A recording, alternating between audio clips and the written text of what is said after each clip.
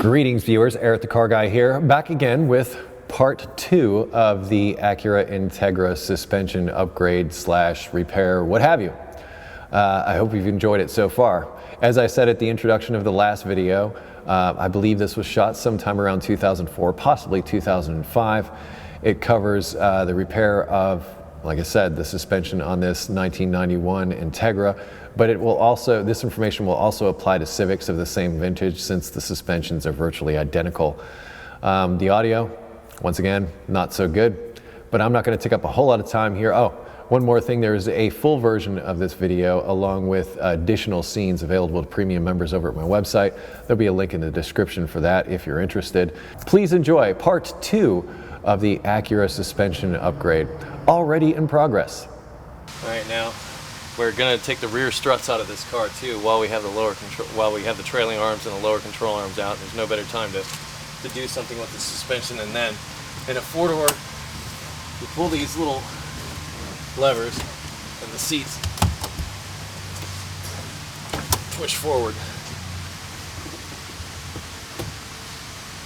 Four-doors kind of suck in this respect because you need to gain access to the tops of the struts and the trunk here. In a hatchback, this is a lot easier. There's just an access panel right there that you can get through on the side and get right to the tops of the struts to get them out of here. This is probably the quickest, dirtiest way to get down into these strut towers. You just pull these aside and sneak in here. Take the little rubber tower piece off, and then it's just two 14mm up here that you can just zap away and you're in. Not a bad idea to have a hand on it. You can reach around.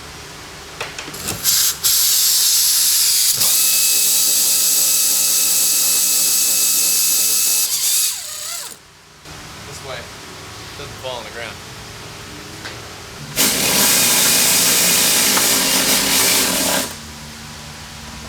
Something you might want to do if you're going to leave the doors open for an extended period of time is these cars are equipped with an off switch on the dome light.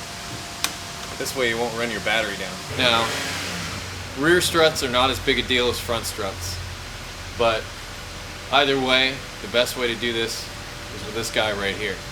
This is a spring compressor. This is a thing that will take a complete spring strut assembly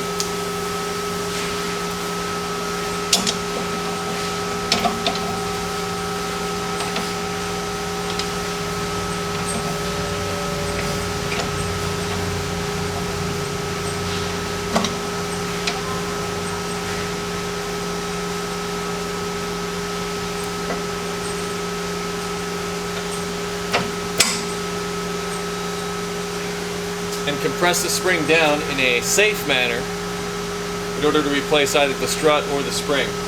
We'll be replacing a little more than that today, but this is how this is done.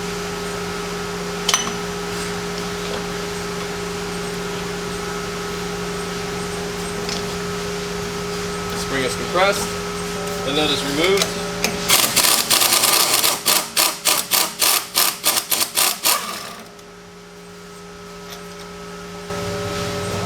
Spring is uncompressed.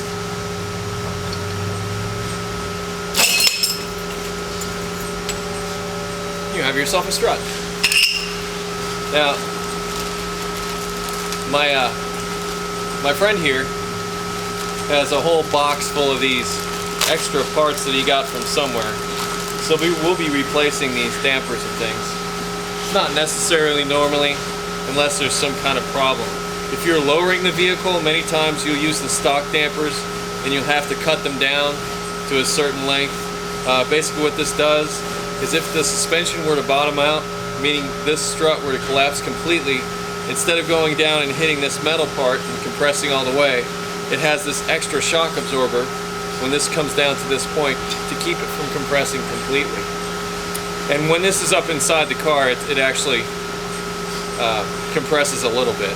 Anyway, so we can just replace these with all new ones. This little washer has a divot on the top. The divot faces in towards the strut. You want the flat spot up towards the cover. Then after that goes the cover. Then after that goes the washer.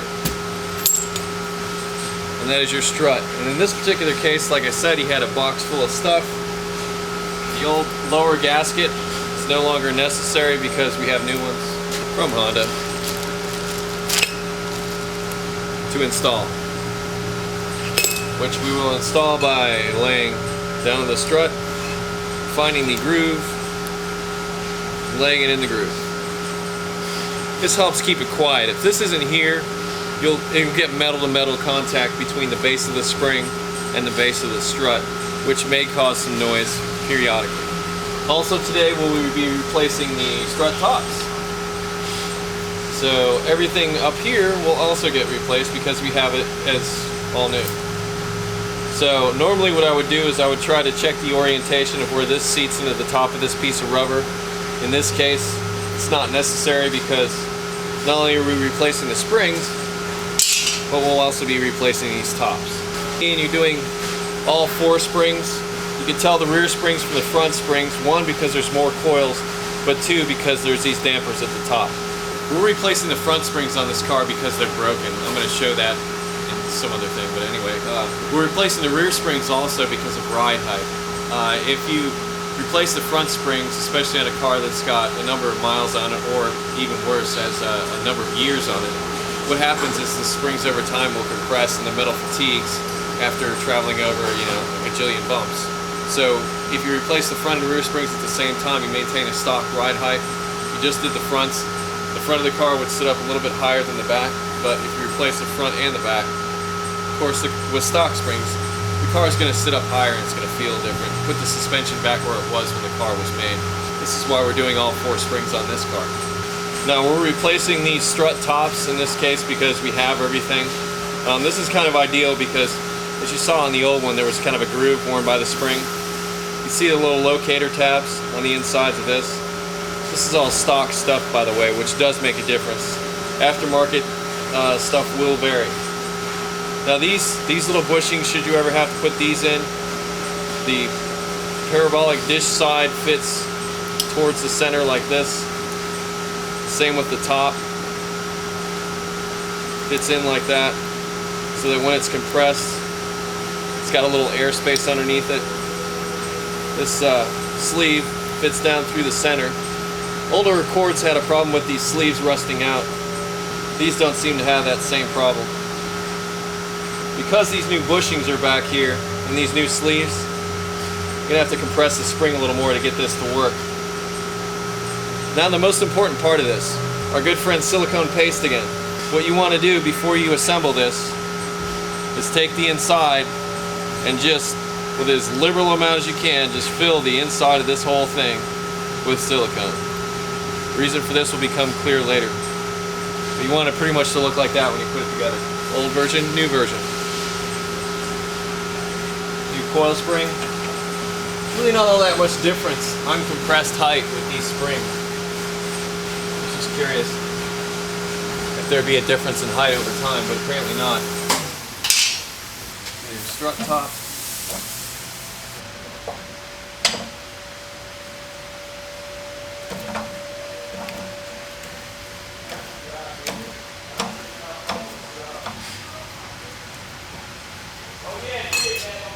Make sure you're all lined up with your gasket.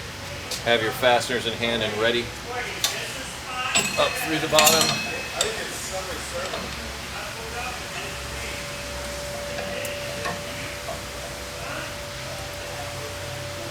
Washer.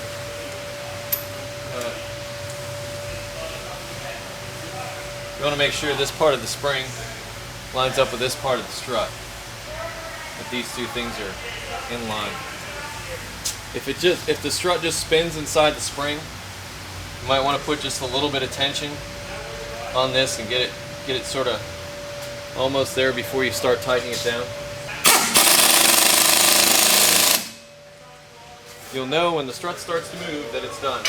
It's not dangerous with the nut on it because it can't be released. It's got no place to go.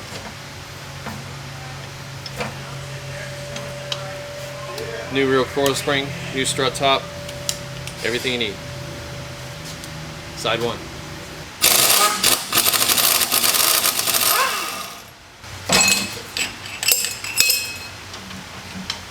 Yeah, Eric, I was just wondering, why wouldn't you just replace the entire the spring and the strut all in one unit? Would that make more sense, just to do it all at once? It does, but the stock struts are probably better than just about everything that's out there. There's some aftermarket struts that are better than the stock struts, but in my opinion, from what I've seen, it's very rare that you'll find something as good as a stock Honda strut. So if it's not leaking, don't replace it. If you do replace it, yeah, this is the best time to replace it when you're replacing coil springs. However, as I said once again, these things, I've seen them at over 100,000 miles that perform as good as they did. Well, not as good as they did the first day they came out, but much better than anything else you could put on there.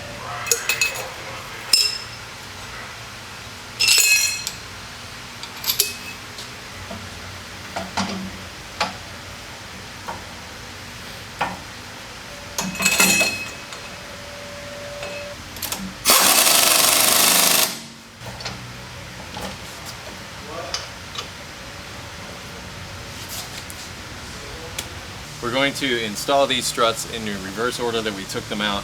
What you want to make sure of is the nut side faces towards the front of the car. And you'll see that the orientation up here has something to do with that. Now don't worry about that so much. That's the reason why you silicone the top of this, is we can easily change the orientation of this once it's in the car. But for our purposes, we just want to get it close with the nut facing towards the front of the car.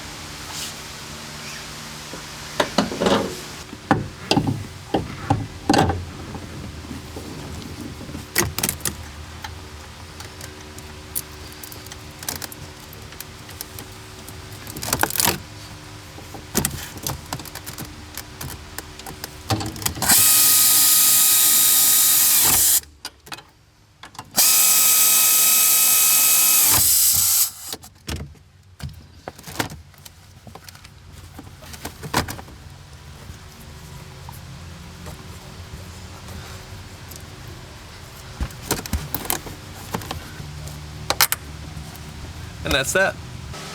The reason why we siliconed this spring so badly was so that even though it's off kilter here and we need to get it in line with where the lower control arm will be, all we have to do is just twist it like that. That's as hard as it is as long as you got that silicone there. So, and we are now ready to hang our trailing arm. Now this is an anti-seize compound. It's sort of a coppery looking substance.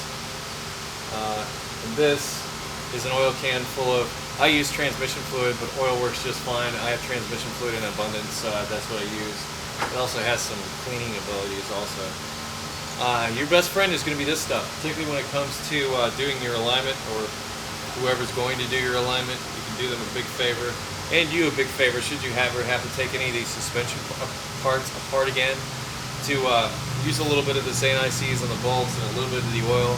Makes everything go a long way towards making things easier in the future.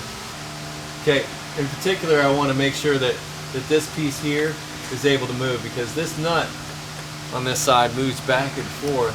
This is where that small arm on the end of the trailing arm comes in to do the alignment. So I want to make sure that I got my anti-seize there so that I've got a nice movement on the insides of these holes. Now how I'm going to start this is I'm going to start this at the connection that we just replaced, and I just take a little bit of, in this case, oil, and stick it on the ends of these bolts when I run them up in here. Makes for a nice ease of installation. And you may want to come in at an angle so that you can get this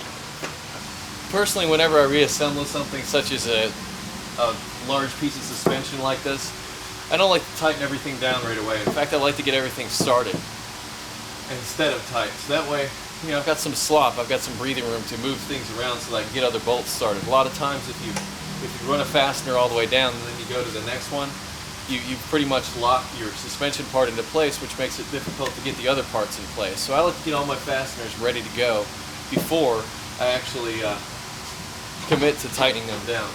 Also, at this point, you got to make sure that your ABS sensor wire is behind the strut, so that when you assemble it in here, you don't make it so you can't get it back in there. Also, one more thing. The caliper needs to be on this side, because eventually it's going to be up into here. So make sure you just sort of eyeball these things first before you start committing to tightening everything down. Because once you do, then you have to go back, and that kind of sucks. So once again, with the fasteners, I put a little bit of anti-seize on the inside, because this is where they seize up inside the bushings. And I put a little bit of oil on the ends.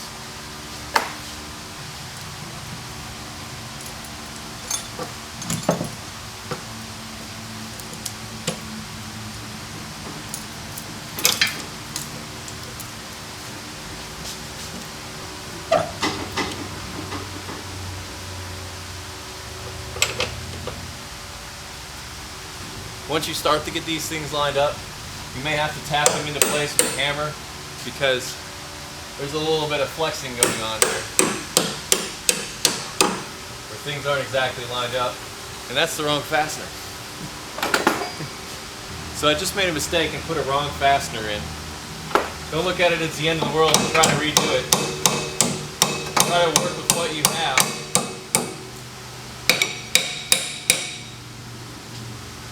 Instead of trying to lose any ground.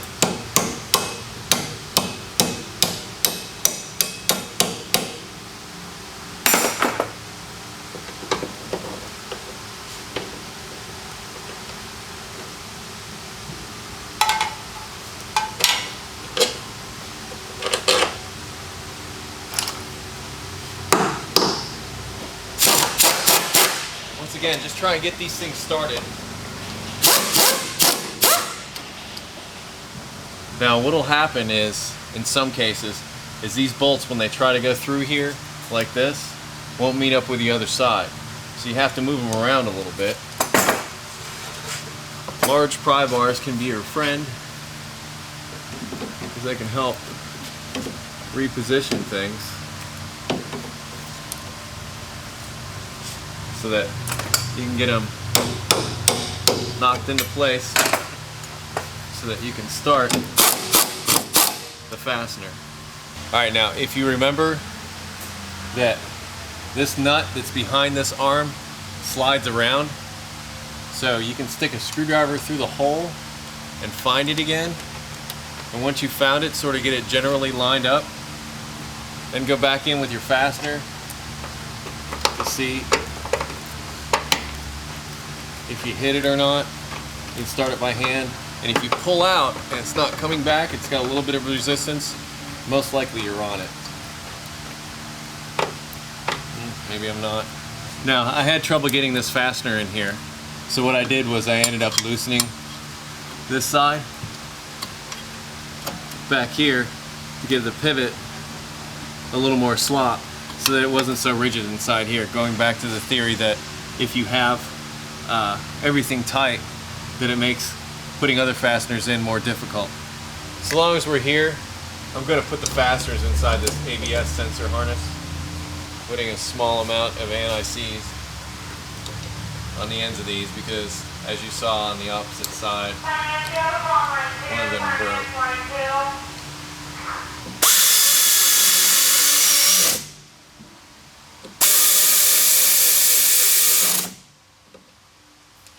Reattach the stabilizer link. Now I'm going to get this, or try to get this control arm together.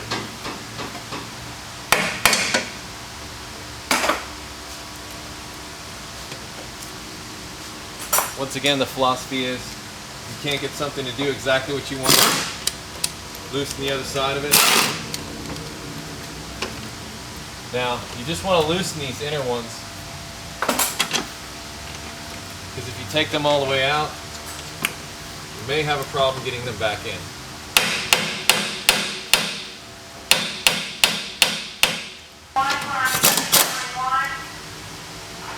And there you have it. Now, we go back and we tighten all the fasteners that have to do with everything we took out so far. Starting with the pivot point. We're going to tighten up the pivot point fastener.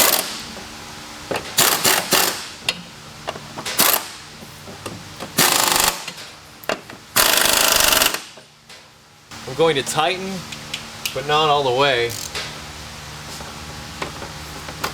the alignment point, but everything else, such as the top mount, these points in the back,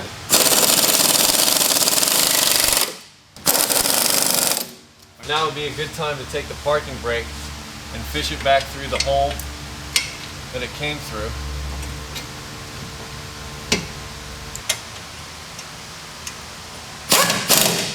It's also a good opportunity to get your ABS sensor, if you have it, back in. The ABS sensor fasteners have a slight cant to the top of the bolt.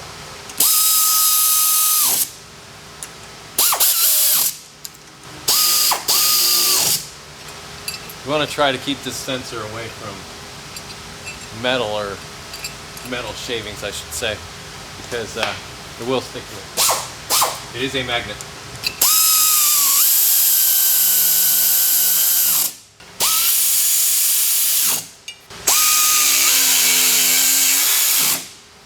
Reattach my brake line, and one is back here.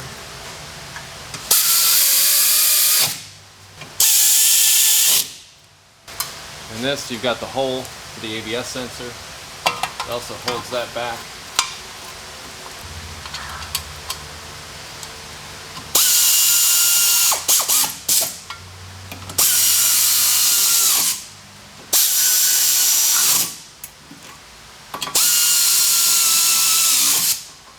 Now we're going to move on to the other side. Before this goes up into the car, I'm going to loosen this fastener.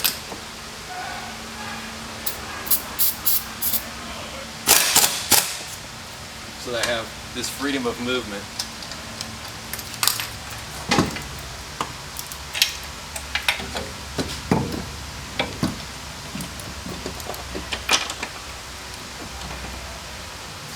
Oil.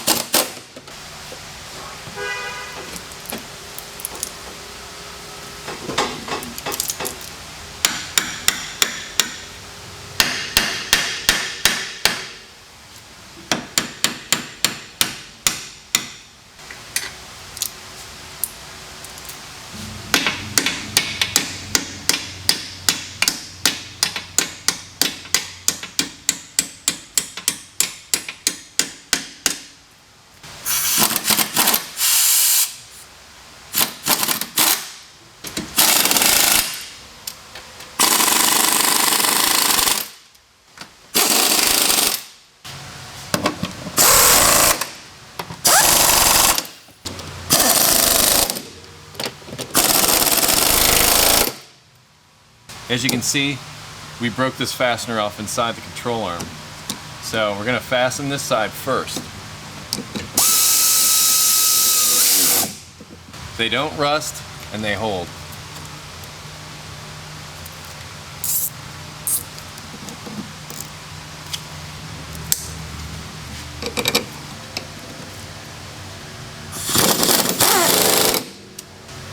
Cable comes up through here.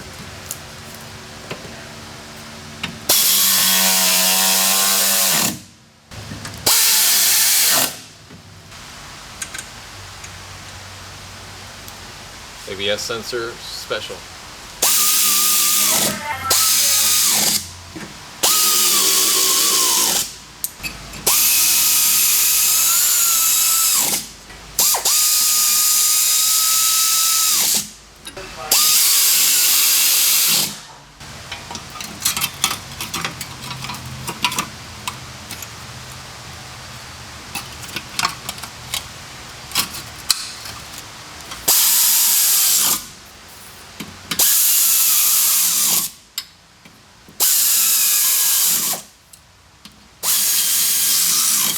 Okay, what I'll do is I'll clean off the spindle because it's obviously got junk and stuff on it. Make it nice and shiny. And I'll take a little bit of axle grease, because all this is. It's a very light coating. And it's just to prevent it from rusting and allow the bearing to go on a little bit easier.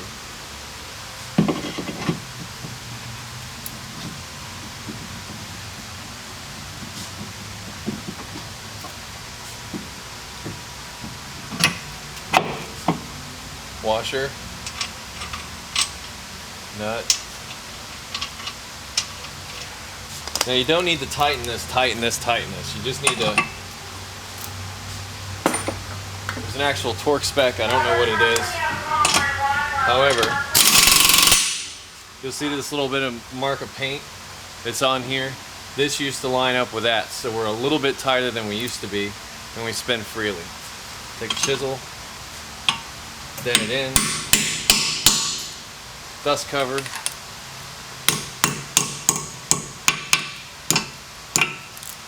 Now it's time to put our brake caliper back on.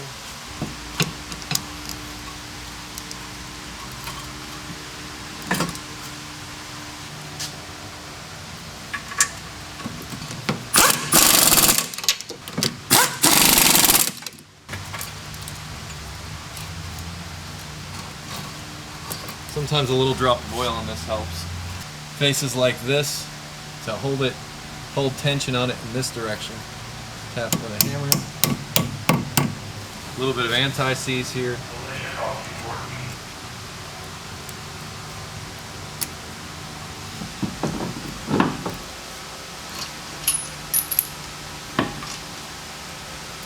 We're just going to run these close because we're going to actually torque them with a torque wrench when it's on the ground.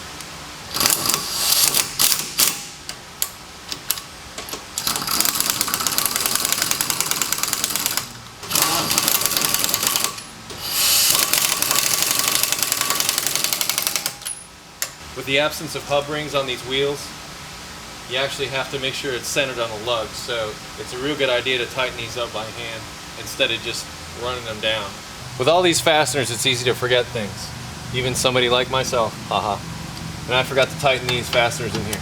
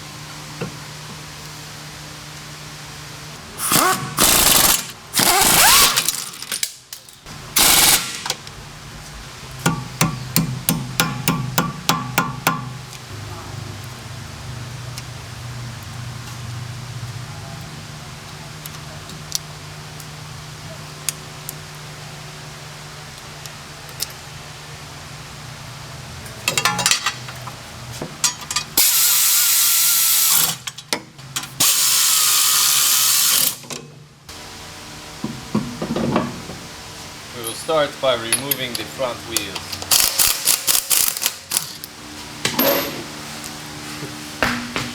Since we're going to be doing alignment on this car, you would be wise to, well, it would help the person aligning the car if you had everything loose and ready to begin with. This is for the toe and the front end of this vehicle. It's the only adjustable angle on it. Well, you can adjust caster a little bit, but we're not worried about caster too much. So it's a good idea to hit this with a little bit of penetrating oil on both sides, loosen it with a 19mm socket. Once you've got it loose, With a 14, you want to make sure that you can move this inner part here so that you can make adjustments, and you can. Sometimes this inner rod gets frozen inside the outer, and it's a bad scene. So that makes it easier for the person aligning the car to align it if this is already loose ahead of time. I'm going to do the same thing to the other side. First we take out the lower part of the fork. Now, it's really good that this is moving, because if it wasn't, it would be bad. Take out the upper nut in the fork.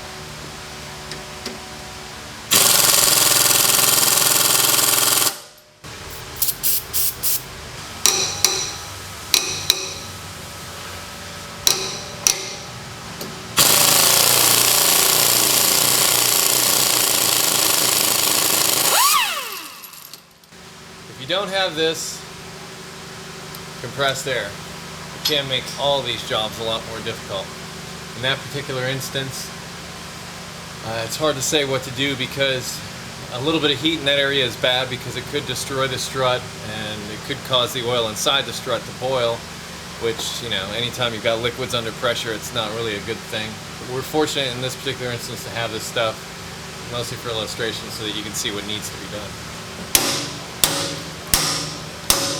Take out the lower part of it, then you can take the fork, wiggle it back and forth, and it'll just drop down like that. That's all you got to do. We're going to do the same thing to the other side.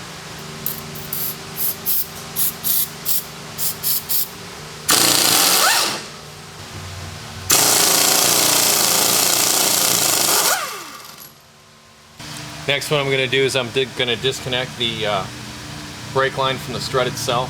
This is held down by 2 fasteners that normally don't give you trouble.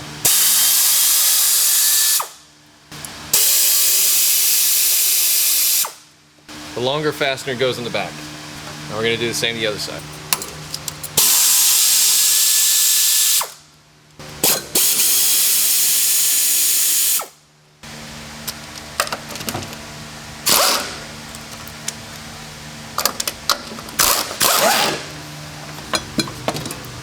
This is how we take the struts out.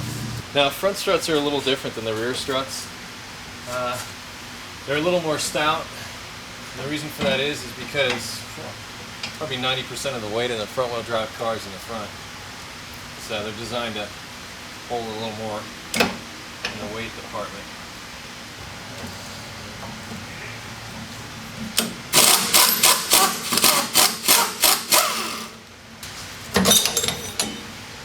As you can see, this is really common with Honda springs.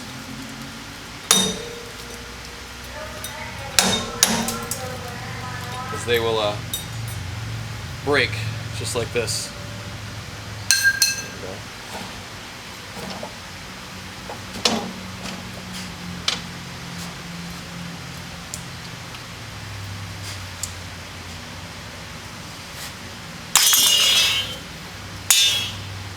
Sometimes that's the best way to do things. Now these are a little different. The front springs actually are flattened off on the tops. Once again, we have new bushing stuff. Line the studs up as best you can with these. This top. This goes in. Same drill as before. A whole lot of this. What you want. It hurts nothing. It really gets along with rubber, so you don't have to worry about it hurting anything later. If you use grease, grease does eat rubber. Silicone does not. Once again, these have been beat up a little bit already, so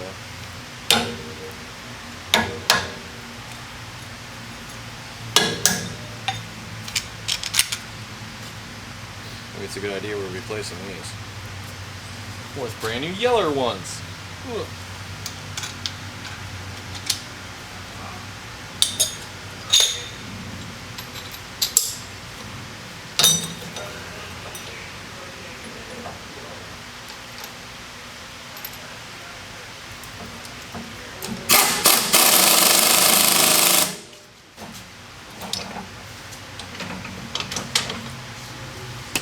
pretty. All better.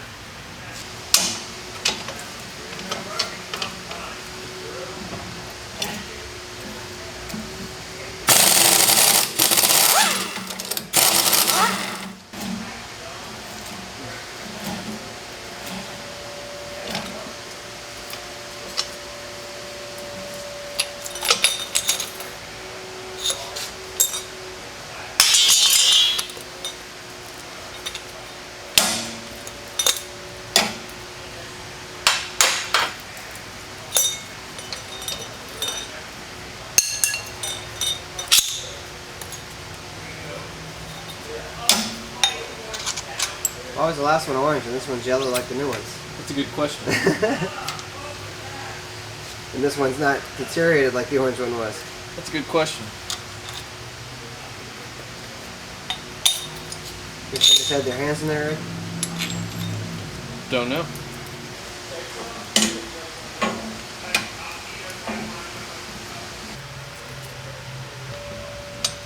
Oh yeah, so if you're going to be working on your car late, I would tell your wife or your significant other at least 2 hours past the time you think you're going to be done. That way, she's pleasantly surprised instead of disappointed when you show up home later than anticipated. Just something I'm throwing in there. Because a lot of times these things take longer than you think they will.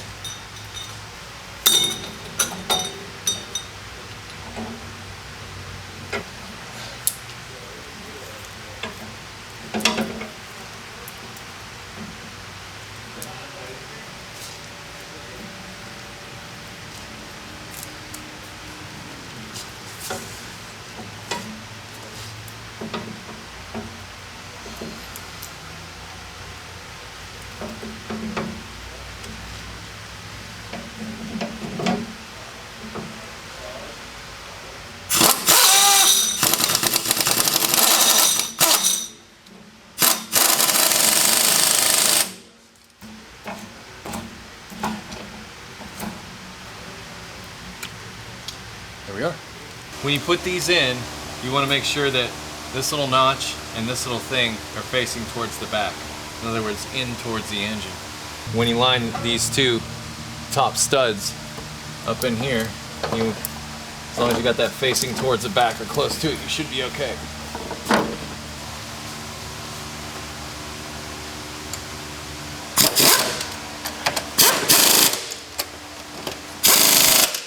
As you can see from inside here, this isn't quite lined up with the back.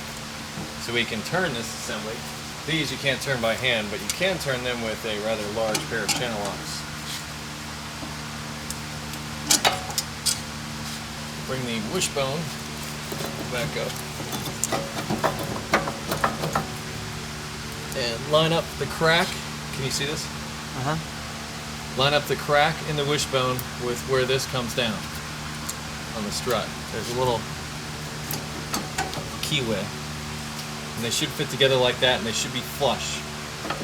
Just like that. And it's okay if you're still a little bit off down here, at least you're close. Your fastener that goes to the strut. And I seize it. Don't be afraid of it here. Here's where it's needed a lot.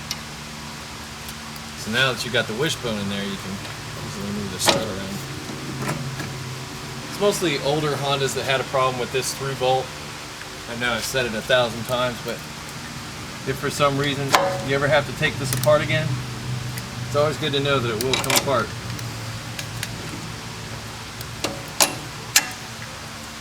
Make sure you're still in up top.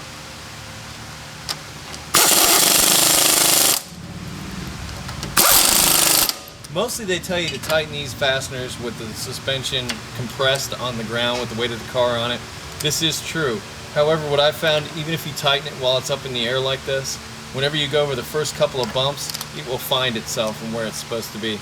Mainly they tell you to do that to prevent this bushing from coming out. I haven't seen it happen yet, but you are putting quote-unquote undue stress.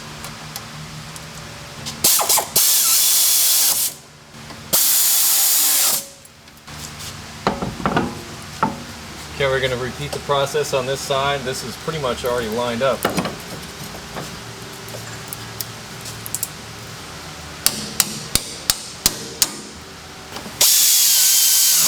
What? Nothing. What are you laughing at? Nothing. Seriously, what are you laughing at? You turned around with your gun. You were right into the side of the car. I just thought it was funny. Obviously, I wouldn't be laughing.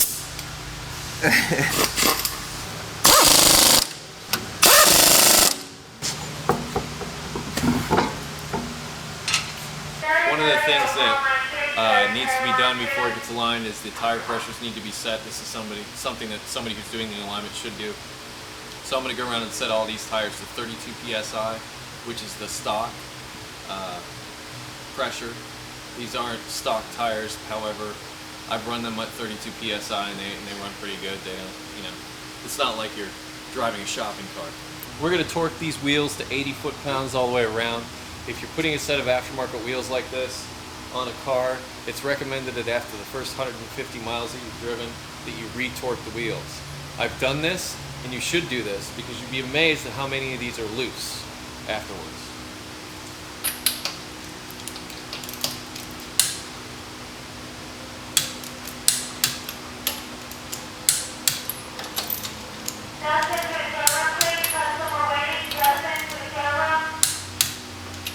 Done a lot of work today. Now this car gets sent off to have an alignment done on it. This is something I don't think the average person would have access to.